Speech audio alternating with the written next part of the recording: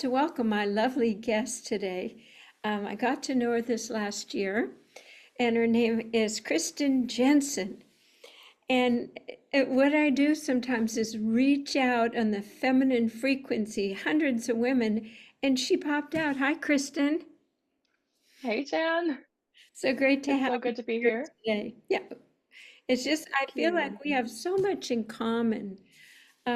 She's a voice expert, and I love that she takes it into the divine feminine mystic level. And tell me what your little tagline is. So I call myself Kristen the Voice Witch. And shall I speak to that a little bit? Oh, yeah, start right away. Voice switch is Okay. so interesting. So tell the listeners what that's about. So this is about my intention to bring in a spiritual focus to the voice, a transformational focus to the voice, and bring in magic of intentions and basically rebirth and resurrection through the use of voice. Because our voice transmits our soul's frequency to the world. It's an audible transmission of our energy. And there is so much that happens within us as we start to open that up and allow others to hear us and witness our truth and our presence in that way. And I find that with so many of my clients, like they've been working, they confront a lot of blocks or hindrances to feeling comfortable being visible and being heard and being seen. And so the witchiness is like bringing in the spiritual, energetic, emotional support that is needed to help like open up and become more vulnerable within self, become more vulnerable with others, so that you can really allow your voice to very freely be transmuted and be heard and witnessed in the world. And that is so beautifully said. You obviously have a really good handle on how important the voice is, and you so eloquently stated that. Now, what I'll try to do with my tech skills is put some of your singing on here so that people can hear just how fabulous and trained your voice is. And I love how you have segued from helping women use their voices in beautiful notes and making music, but expressing themselves and being seen. So you're like the whole package here. It's pretty amazing. So, w- would you tell me a little bit um, about your past and what brought you to this? As a little girl, did you sing? Oh, so when I was born, I didn't have a normal infant's cry. I had a holler, really like a holler and a wail. And my Aunt Norma named me Bucket Mouth or Bella Box, and she predicted that I'd become an opera singer. So I started out with a very robust presence vocally in life, in this body, at least. And I went into choir when my family moved from Idaho to Florida. And then I went into a competition and I was ranked superior at the local and state level. And then I thought, oh, I've got something here. Maybe I should work with it. Then I went to school. I got a bachelor's in voice performance at Florida State. I got a master's in opera performance at Arizona State. Then I continued to study privately with teachers, trying to like with auditions and trying to make it into the opera world. I moved to New York City and lived there for about 5 years, again, trying to make it into the opera world. I unfortunately had some very difficult experiences with a voice teacher that really shut me down, and I ended up giving up the dream of becoming an opera singer. Um, I went to acting school, then I got this wild hair to go busking through Europe as a street performer. So I did that for a couple of months, and then I settled in Utah, where I have a handful of brothers, where I have a number of family members here. And I at the up until just after my time moving to Utah, I was a very devout, active Latter-day Saint or Mormon. And I went through a faith transition being here in the motherland where my ancestors settled this valley. I live in Salt Lake City now. And it was a lot to go through this phase transition. It was very disruptive. But what also was happening at the same time was a lot of my spiritual gifts were starting to awaken and open up. And um, just and I worked for a little bit of time with Tanya Lynn of Sistership Circle, mentoring with her, and remember her just trying to get me to accept the term witch. I was like, no, I want to be a priestess. But the more that I've really dove into the divine feminine history, into women's history, learned about the witch trials, I'm like, I just realized that I wanted to claim witch as a woman who is in her power, as a woman who is more sovereign unto herself, as a woman who is awakened spiritually, who is unafraid to use her gifts to bless others and to bless the world and to heal the earth with it. And I just feel like there's so much beauty in being alive spiritually and in using my magic and in using that magic to assist and bless others and to bless the planet. And you know, I think you were very smart and you carefully chose that word witch because if everything's resonance, that takes 80% of the wrong people out of your field who just want to go la la la la la la. Uh-huh. And I totally get that witch speaks to a certain segment of the population that knows which is alchemized for the good. Witches Yes, we work do. with everything, all the realms and the archetypes of the goddesses. And Mhm. so totally, when you did that, you branded yourself as a little bit of a heretic. And what do we Uh-huh. need to lead the planet forward is a little bit heretic right now. So, Absolutely, Jen. so here In you are. fact, I'm a human design. Oh, Oh, in you human are, design, you're I'm a five heretic? two. You're a Can you hear heretic me? as well? You're a heretic in Yes, I'm a heretic hermit in human design. I'm a heretic martyr. Oh wow. Yeah, I mean, how bad can it get to put yourself out there on the line? So you're helping women take their creativity, their thoughts, their joy, and their magic and their art and put it out into the world. And how do you work with women that are hesitant to do that? What is your methodology? Thank you for asking. I support women in being able to see and witness themselves first and to create a safe space of safety within themselves, within the different parts of themselves first. Because if we don't have that foundation of being able to be a safe space for ourselves, we cannot allow ourselves to be seen and witnessed authentically by others. It has to come from this internal alchemy first. And then we can gradually expand our capacity to be heard and seen and witnessed and be out there by others. So that is my approach. It's a lot of parts based work, there's a lot of coaching involved with it, a lot So, of self compassion practices. so if a woman came to work with you, what would that look like? How would I engage with you? Would I be doing exercises? Would I be doing meditation or, things to like, "Wah!" That's what I do, voice release. Get it out, maybe. And so I guess it Well, would depend on if she wants to sing or if she yeah, wants to sound who yes. she is. So And that depends on the person and the container that we collectively put together for her. So in my singing circles, when I first started them, we had a period of time where we literally just got really ugly and just we just vocalized all the stuff and put it into the cauldron in the middle and allowed the alchemy to handle it and work it through. In one-on-one work, I do, but it depends again, like what women want. I do a lot of singing coaching and but I also help women with like being able to express themselves more confidently, like in work settings, in professional environments, in relationship settings, being able to speak up and speak to what their truth is And sometimes it leads to big shifts and changes for them. Yes, So, I'm sure it does. So I guess some people come and work with you for a little bit. They come for different things. And then they probably love just being in your circle. You're creating community, aren't you? yeah.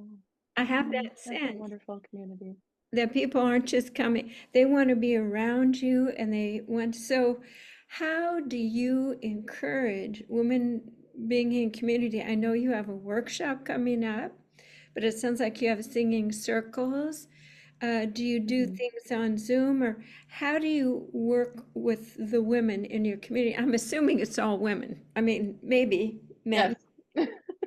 because I It's have all women. I have a men. couple of, It's cool to have men, isn't it? yeah, I have not really circled a whole lot with men. But I do have a few male clients right now. That's And like one-on-one clients.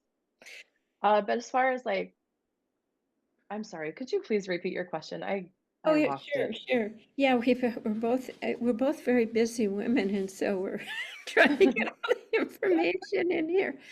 Um, I know you have a workshop coming up in Oregon. I thought it looks ecstatically wonderful. So tell us about Thank that. you. And then also, how do other women stay in your field?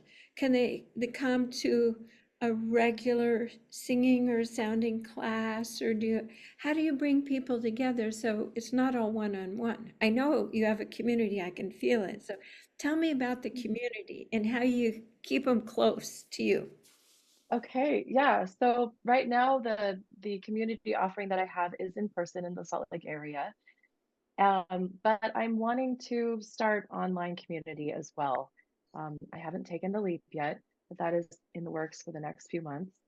Um, I have that retreat coming up in Oregon, so that's another opportunity to be in community. And a number of the women from my singing circle are coming to the retreat in Oregon. So they're really excited about deepening into more ecstatic practices. Um, yeah. So do you want me to talk a little bit about the retreat in Oregon? Oh, sure. Yeah. What would people Okay. experience there? So my intentions for this retreat, to give it a little bit of context, like we live in a world where as women, we we learn to demonize our bodies. We learn to vilify our bodies. We learn to not see ourselves and our bodies specifically as sacred and holy vessels. Or if we do, it's within the lens of a very strict religion that teaches a lot of conformity and a lot of control over behavior. So, and then that way, I feel like there's a pollution in understanding the body as holy vessel. Um, and my intention with this retreat is to give us an environment where we are in a safe and sacred space with each other, holding each other as sacred and holy beings, and being able to experience the ecstatic flows that are natural to our body, as holy and sacred. So, like, we'll be doing some ecstatic practices with eating, with singing, with movement and dancing. And we'll be doing some breath work to help us to move, and plant medicine to help us to move through internal obstacles that we have to being able to open up to our body vessels, to the energy of them, to the passion, to the beauty, to the, oh, how do I even give words to this? The beautiful flow of Shakti, ecstatic, sexual, sensual energy. And we don't even have to experience it sexually. I feel like there's so many avenues to get to our sensuality. And so, within the context of this particular retreat, those are the ways in which I'm crafting a way for us to be able to experience this, the holy sanctity of our bodies, and the sanctity of the wildness of our bodies and our emotional states. Like, there are so many emotions that we have taught to vilify, or we've been taught to vilify within ourselves. Like, it's okay for us to be sad women. It's not okay for us to be angry women. It's okay for us to be polite and kind. It's not okay for us to set strong boundaries and take care of ourselves. And So I'm wanting us to really feel what it is to experience our wilder natures and understand that there is holiness in this wildness that society labels as bad or wrong or inappropriate, but it's very, very necessary. And I don't feel like there's anything about us that is not sacred. You know, you're you're stating it so well. So at your retreat, you're going to be breaking all the social good girl rules because you're going to dance when you want. Uh-huh, You're going to feel sexy without men. You're going to uh-huh, feel your sensuality and your femininity just because you want to, not related to any other thing. Um, and that is the important part of the divine feminine rising in knowing herself, respecting herself, and to not be informed what other people expect. But there is a way when women find themselves in your retreat, you're healing. You're healing the part where she doesn't feel like that she can dance when she feels like it, that she can eat what she wants, that she can feel sexy or not feel sexy. So mhm, how will women segue this into their lives? How will they uh, anchor it in? That's the big question because we have such great fun on these retreats. But mhm. when we go back and we are facing our alpha male partners or Yeah. authoritarian female bosses, whoever, it's not gender Mhm. specific, how do we hold it? That's the question. That's a It's yeah. a rhetorical question. I'm not even expecting you know the answer, but what do you think? Well, I feel like that integration piece is really crucial and also the one that we often bypass, right? Because it's so fun to go to a retreat where we're just there and we're in the experience and then we go back and we return to normal. What I'm intending to do is to offer the women like a way to stay in community with each other in the following months, like maybe having a circle every couple of weeks to just discuss how we've been growing, how we've been learning, and have some community support and have some coaching if needed, and just so we can ground into that container, more deeply embody our intentions and the transformation that we want to have be experiencing. And I'm glad it came out of your mouth so beautifully. Continued community support for emerging women. Because if we don't have that, we think we're going crazy. Okay, I had this experience where I really felt authentic in myself, and now I'm back in my house with my kids and my job. And Yeah. what's real? And that's what I think women are having trouble with now, is that integration. How to feel safe to be real and authentic with the people in front of you in everyday life. So that's why the voice work is so important to get comfortable. Um, we created some questions that we were going to ask together and converse about why is the voice so important. I think we kind of I think we've got to it. totally covered it. Why? Because I get a sense that you and I, that's our calling card to the world. Your voice Mhm. is important. And I love all the ways that you have shared that powerfully. But I want to back up a little bit. And if you feel comfortable, you hit some boulders, you had a dream, you were not naive, but you were vulnerable and open to become a singer. And this person, with the energy they carried, I don't know if it was toxic masculine, sexual oriented, or just you're not good enough, or I'm going to smash you down. Whatever it is, there was someone there that kind of put a boulder on top of you. Now, you don't have to give Yeah. names, but what was the essence and the archetype experience of that being that you had to learn to overcome to find your voice? Oh, that's a really good question. In Europe, was this Mm. person in Europe? No, she wasn't. She was my voice teacher in New York City, and she's a very big name, but she's also known to have a reputation. She's been kicked out of major voice institutions because of her abusive behavior.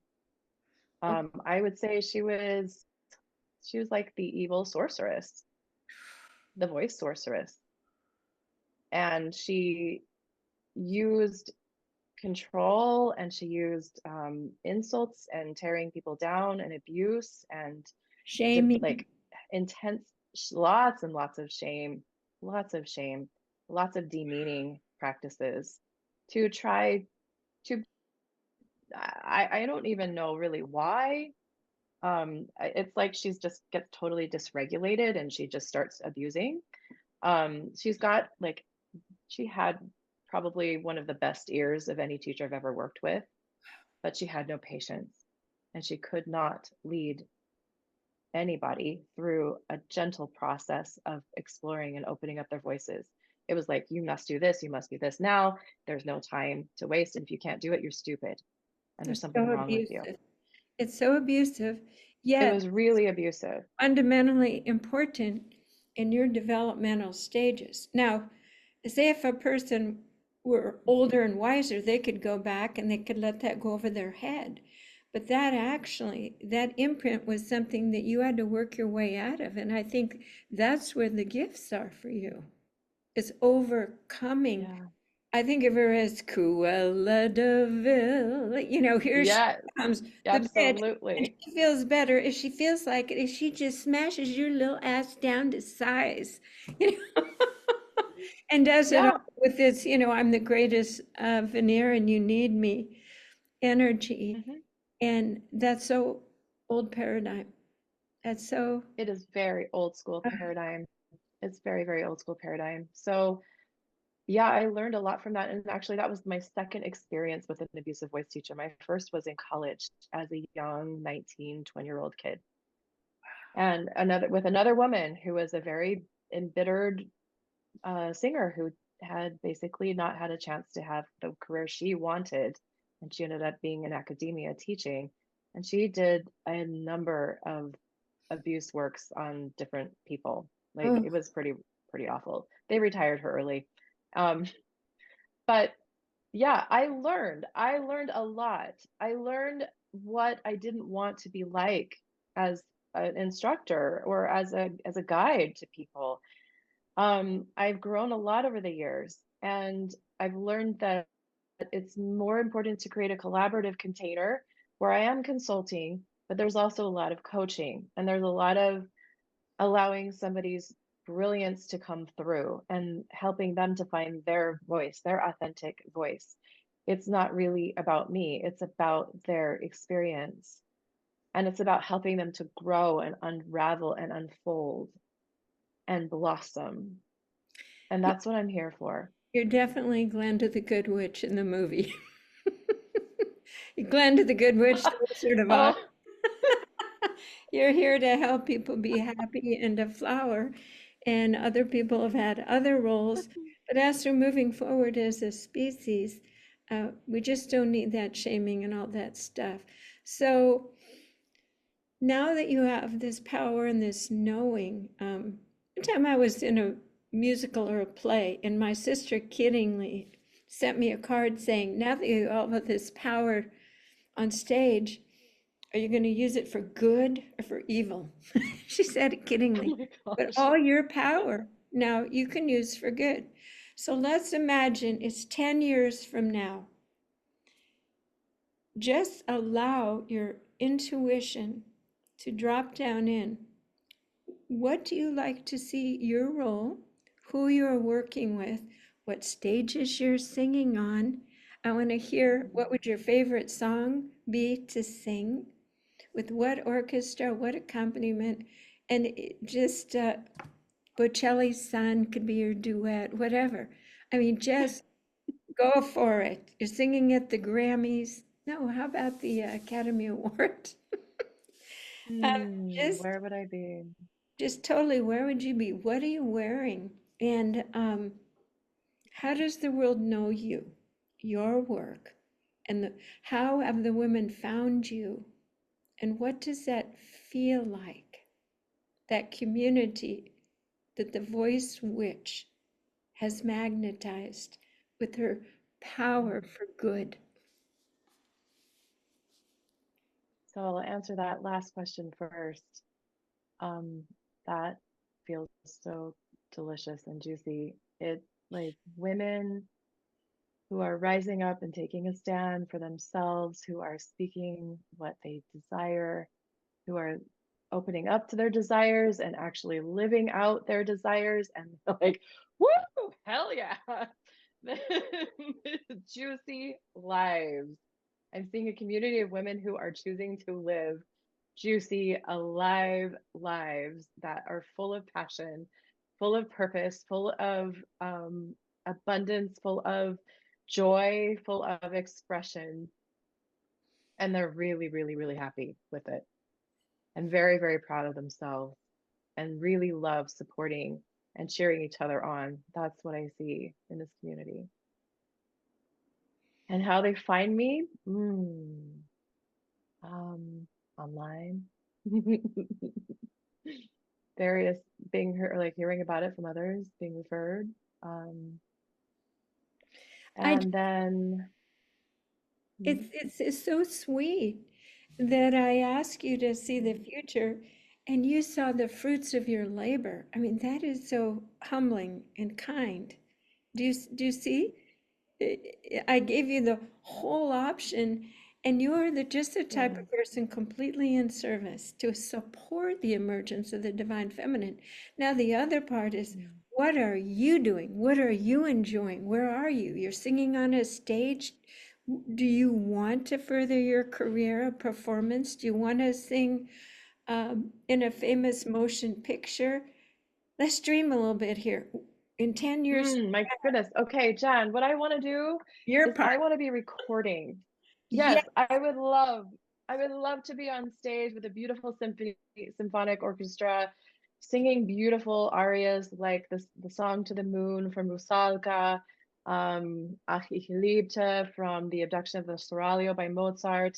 I want to be in the prime of my voice. I'm in my 40s now, so I've have about 10 to 15 more years left of singable time, right before it's time to retire, because the voice does eventually calcify and there is time to retire. But this is before that time. I would say I would want to be, yeah, really, I would be in a fuchsia dress. That is my soul color, this let's color go here. for it, fuchsia. Um, yes, fuchsia dress, strapless fuchsia dress that's got a big ball gown and a huge train. Um, and I would be singing all of my favorite arias and beautiful songs by Fauré and Schubert and Schumann and Rachmaninoff and Puccini. Puccini's like my these are favorite. the hmm? Puccini's Oh, I love my favorite. Puccini. Yes, there has So to be there some you are, Puccini. Carnegie Hall. Are you on a special Mm, on PBS featuring Kristen, the voice witch? no, I don't see myself on those types of stages. I see it Europe, somewhere in Europe. Concerts in Europe. Yeah, There you go. concerts in Europe. You just shot your arrow, sister. So there Yeah, you go. How about outside one of those big Grecian temples with the blue yeah. lights and the symphony Oh, in front? goddess, yes. Now we're talking How like about I great give a singers. concert at yes, at the Acropolis in Greece, That's or other sacred sites of the sacred feminine, and I bring okay, so where is the music for the sacred feminine that are not chants, but is more that my voice can give glory to? Where is that music? That's the music that I need to find or write or commission or something. I totally feel this, and that's the part I was going to ask you next. Where's your Hmm. composition in all this about what you want to sing and write about? Because that will take it to the next Hmm. octave. It's just a thought, just a thought. Hmm. All the awakening divine feminine. Um, Yeah. so we've gone through all of our questions, and sometimes this has been really fun, Juicy. Sometimes I ask women, what is it about you that people would be surprised to know? For instance, I was a Las Vegas dancer. I can still kick over my head in a little lounge Oh, show cool. in between nursing school and whatever. Um, but what would people be surprised to know about you? You raise rabbits in 4-H, or just just take time and think about it, because we all have that something of like, oh my God, that's not on my list. I never did that. Oh, I ran cross country in high school for a year and I was terrible at it. Had an asthma attack and quit. It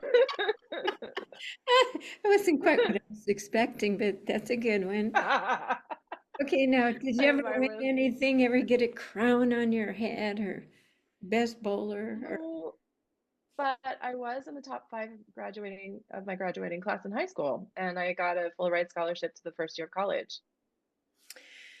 so you're So, smart. Well, we already knew that.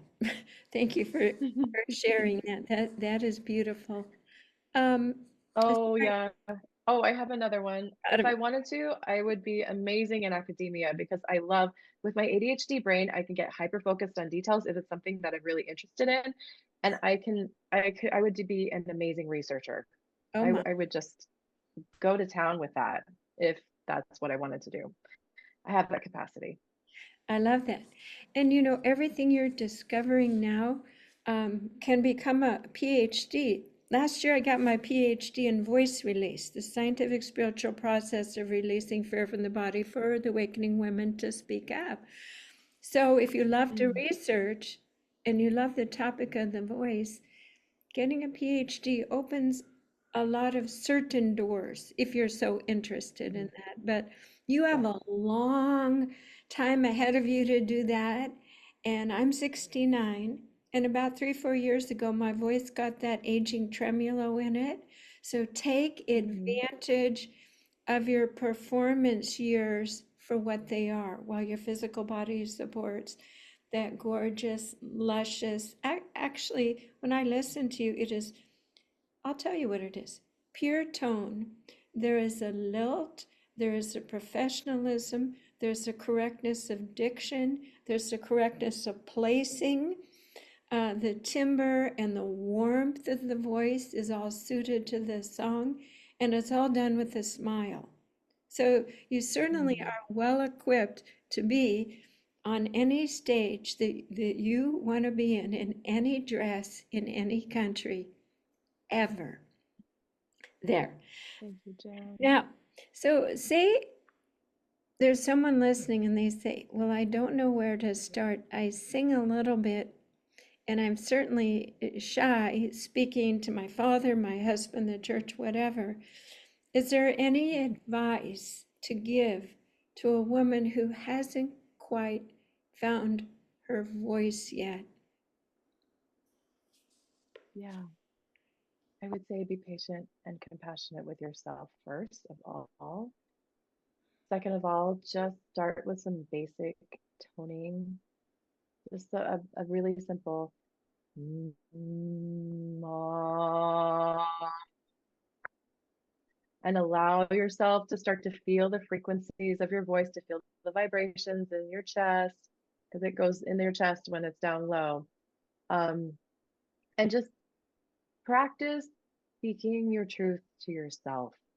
Practice admitting what you don't want to admit to anybody else, to yourself with your voice out loud.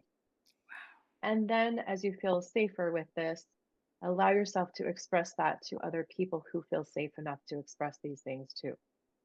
And then, as you gain confidence and clarity in expressing yourself, then start to take gentle risks and then start to take bigger risks as you grow your capacity to hold your truth and to hold the fact that not everybody will be very comfortable with your truth. That's just a reality for us because as women, we hold back so much and we've been so deeply trained and programmed to please other people that we really struggle sometimes to let our own wills and desires be known. And so I feel like the act of coming to self and being truthful with self is the very, very first step. I love that. That's the foundation. Be honest with yourself, and then baby steps, and then call Kristin, the voice witch. Now, tell people how they can find you. Sure. So they can find me on my website, kristinthevoicewitch.com. They can also find me on Instagram, which is Kristin the Voice Witch, and it's Kristin with Kristin. Um, and if anybody is interested in the retreat, which is in June 2024 in Oregon, that they can find that on kristinthevoicewitch.com/retreat. And there's a link in on that site to book a chat with me if that's something that you're wanting to do and you'd like a vibe check and so forth. That's an option available. Well, that sounds wonderful. And thank you for spending time with me here today, discussing my favorite topic in your own expansive, unique way. Well, thank you, Jen, for having me. This was such a delight. Thank you, Kristin. It's more fun with some people, and you were really fun. All Thank right. you. Blessed be on all of your work, okay? I'm going to Thank stop you the so recording, much. but stay. Blessed are we to